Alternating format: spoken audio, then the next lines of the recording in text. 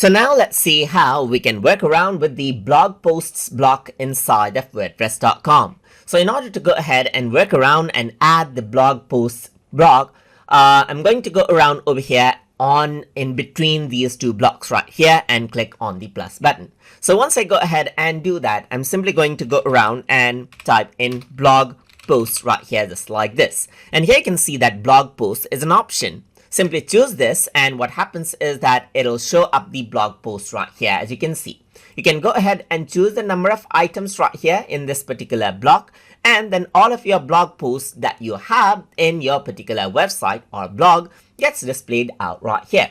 So you can also go ahead and filter them out by authors or categories right here, include out subcategories, and add in tags as well if you want to. You can also show load more posts and enable infinite scroll as well. So let's just go around and say 2, and what happens is that it'll only show 2 posts right here, just like this. And you also have an option to load more posts as well. Apart from that, you can also add borders to it, as you can see right here. So in borders, this is what you have, as you can see. And then you can see that you can go ahead and change it out into pages or maybe projects as well, or even testimonials, as you can see right here, just like this. You can also go ahead and add in drafts right here, just like this, as you can see. So you got some draft posts right here, and you even get to display your scheduled posts as well. You can go ahead and change around the text color of your posts as well.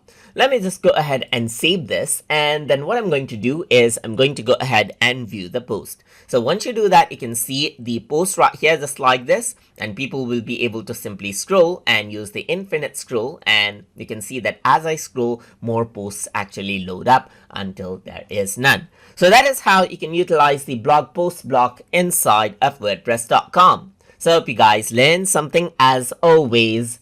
And as always, please like, comment, share, and subscribe.